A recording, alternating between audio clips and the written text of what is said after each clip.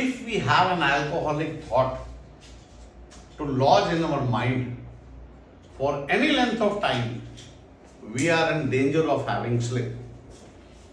अगर मैं पीने की कोई भी सोच मेरे दिमाग में आती है या नशा करने की कोई भी सोच मेरे दिमाग में आती है और मैं उस सोच के साथ खिलवाड़ करता हूँ या उसको एक लंबे समय के लिए अपने दिमाग में रखता हूँ, तो मेरे को खतरा है कि दोबारा से मैं स्लिप कर जाऊं या मेरे से पीने की या नशा करने की चूक हो जाए.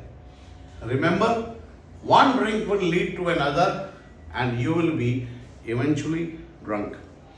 एक पैग, एक नशा लेने के बाद दूसरा आएगा, तीसरा आएगा, चौथा आएगा, नशा करता चला जाऊंगा, करता चला जाऊंगा, करता चला जाऊंगा and finally eventually drunk.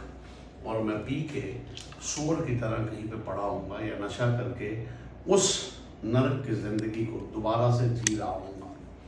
Therefore, we should not have any sort of reservation in our minds.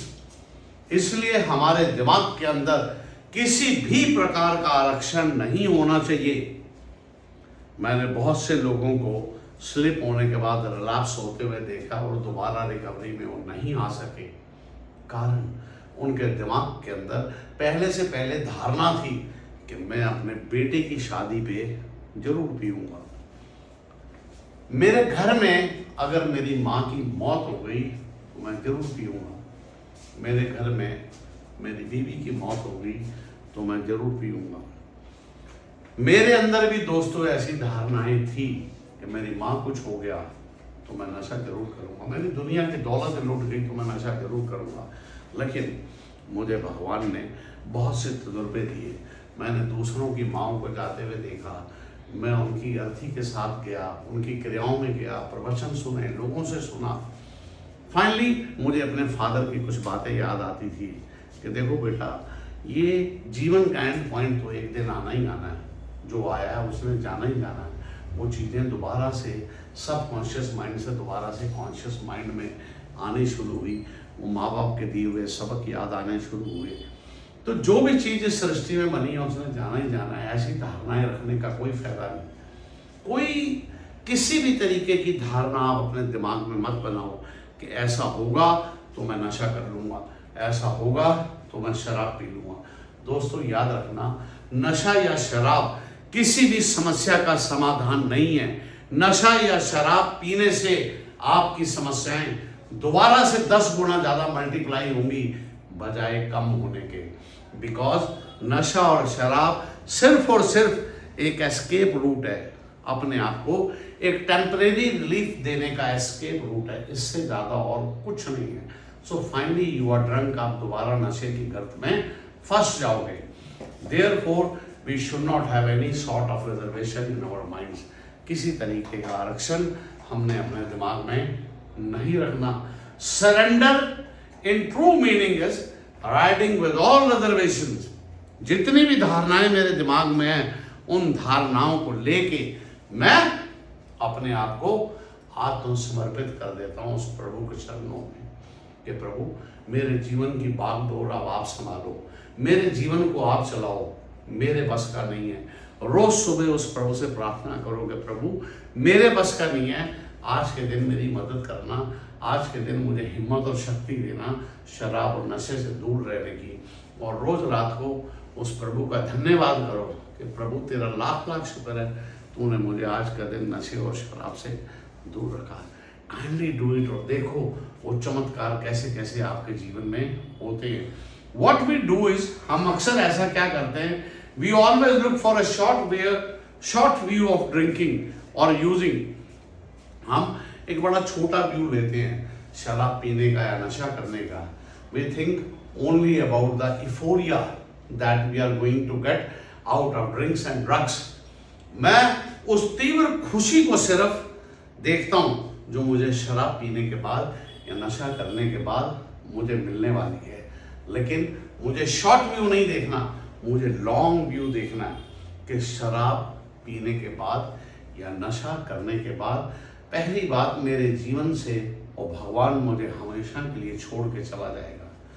दूसरा, मैं शराब पीने के बाद वो शोर की तरह नाली में पड़ा हूँगा।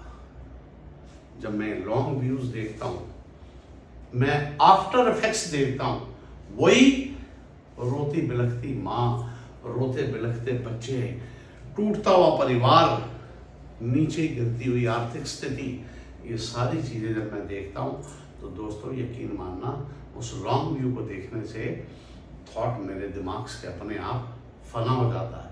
और उस नरकीय ज़िंदगी के बारे में जब मैं सोचता हूँ तो मेरे शरीर के बाल जो है खड़े हो जाते हैं दोस्तों। वो खिलौने ज़िंदगी मैं नहीं जीना चाहता। इसीलिए वैसे मेरे दिमाग में मेरा जो एक्सपीरियंस है, मैं उसके तौर पे कहता हूँ, there are no slips. Slips नहीं होते।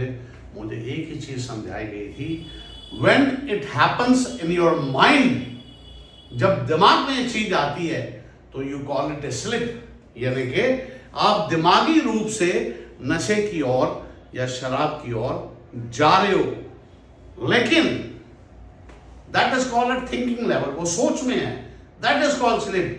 लेकिन एक्शन में जब आप शराब पी लेते हो या नशा कर लेते हो तो I don't call it slip, मैं इसको स्लिप नहीं मानता, इट इज कॉल्ड रिलैप्स, यानी you have slided back into the disease, आप दोबारा से वापस इस बीमारी में घुस चुके हो।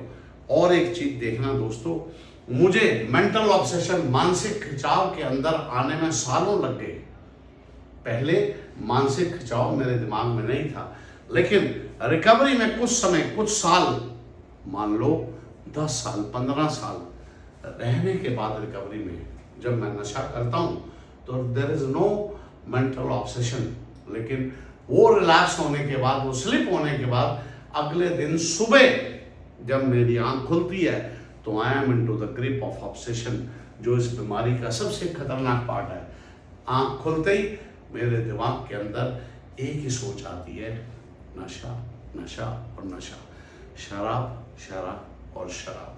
मैं उस बीमारी के पूर्ण रूप से गिरफ्त में आ चुका हूँ। तो दोस्तों, बी अवेयर, इस चीज से जागरूक रहो कि मुझे पहले पैक, पहली गोली, पहले इंजेक्शन, पहले पफ, हर नशे से, पहले नशे से मुझे दूर रहना, ताकि मैं एक सॉबर लाइफ, एक अच्छी जिंदगी, नशा मुक्त जिंदगी जी सकूं।